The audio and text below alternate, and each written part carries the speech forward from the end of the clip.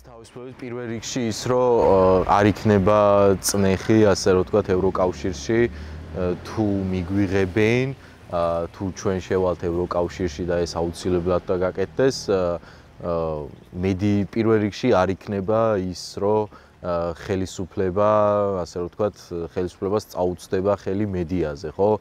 იქ ნებისმიერ ქვეყანაში თავისუფალი მედია არის პრიორიტეტი ნებისმიერ ევროკავშირის წევრ ქვეყანაში. თუ ჟურნალისტის უფლებები ირღვევა, პლუს ამას ძალიან მნიშვნელოვანია ამ ქვეყანაში და ზოგადად საინვესტიციო ფონდისთვისაც მნიშვნელოვანია, რომ ნებისმიერი რამისთვის მნიშვნელოვანია, რომ გქონდეს სასამართლო.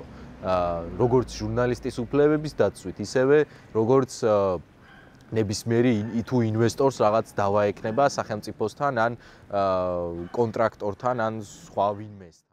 მინდა შევეხო სტუდენტებსაც მარტო მედიის კუთხით კი არა, ზოგადად სტუდენტურ მდგომარეობას, ხო, დღეს თბილისში არ არის ასე რომ ვთქვათ, კარგი მდგომარეობა სტუდენტური საცხოვრებლების თვალსაზრისით და ხედავთ ჩვენ პროტესტს, ხო, თბილისის სახელმწიფო უნივერსიტეტის საგამოცდო ცენტრში, ხო?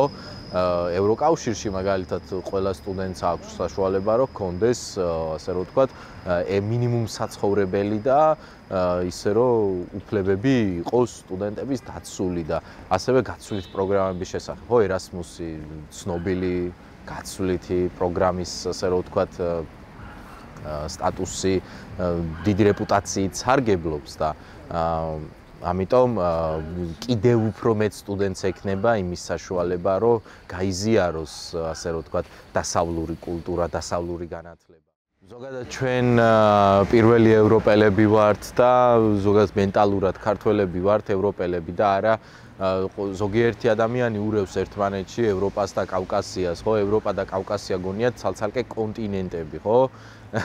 ხო, ასე რომ ვთქვათ და კულტურა რაც თავარია, ხო? მიდის პროპაგანდა იმის შესახებ, რომ აი დასავლეთი რყმნის და დასავლეთი, ასე რომ ვთქვათ, აფუჭებს იდენტობას და ნუ ნებისმიერ დასავლურ ქვეყანაში, როდეს თუ ვეწვევით, აუცილებლად პირველი რაც გვიზიდავს ჩვენ და საერთო გვაქვს ამ ღირებულებასთან, ეს არის კულტურა და რა თქმა უნდა, ის ღირებულებები, რომლებიც არის დასავლეთში, ხო? ადამიანის უფლებების პატივისცემა, განსხვავებული აზრის პატივისცემა, საერთოდ იქ სულ სხვა პოლიტიკაც არის, ხო? ამასაც რო შევეხოთ, ხო? მაგალითად, იქ ძირითადად არის კოალიციური მთავრობები და ეს ყველაფერი არის შეთანხმებითი, ან კოლექტივიზმია, ცოტა საბჭოთა კავშირული ტერმინი რო ვიხმარ, ხო? ანუ ასე ვთქვათ, კოლექტიურად იღებენ გადაწყვეტილებას და არა ერთი ადამიანი და ერთი პარტია, ასე რომ ვთქვათ. ეკონომიკური მიმართულებით, ხო, საქართველო არ არის მწარმოებელი ქვეყანა, ამიტომ ჩვენ დამოუკიდებლად ვერ ვაწარმოებთ რამეს, ჩვენ არ ვართ შვეიცარია და გარშემო არ გვყავს ჩვენ, ასე რომ ვთქვათ, მეზობლები ისეთი, რომლებიც ნუ ყველა თითქმის თავის, ასე ვთქვათ, სტიქიაში არიან, ჩრდილოეთით ყავს რუსეთი, იქეთ აზერბაიჯანი, სომხეთი, რომლებიც ერთმანეთში ომობენ, იქეთ რუსეთს აქვს ომი უკრაინასთან და აქეთ თურქეთის ეკონომიკური მდგომარეობა თლათ არ არის არასახარბიელო და მით უმეტეს რომ ჩვენ არ ვართ მწარმოებელი ქვეყანა, ჩვენ ვართ მომხმარებელი ქვეყანა და ამიტომ ჩვენი ეკონომიკა, ასე რომ ვთქვათ, დგას დასავლურ, ასე რომ ვთქვათ, ეკონომიკაზე, ანუ თლიანად ფული რაც შემოდის საქართველოში, ხო, ის დასავლეთიდან შემოსულით ნარჩუნდება ეს ეკონომიკური მდგომარეობა, ხო? ასე რომ ვთქვათ, ბევრ პროდუქციას, რომელსაც ჩვენ ვერ ვაწარმოებთ და ძირითადად სხვადასხვა ქვეყნებიდან არის შემოსული, ამიტომ არის საჭირო, რომ გვყავდეს ისეთი ძლიერი პარტნიორი ევროკავშირის სახით.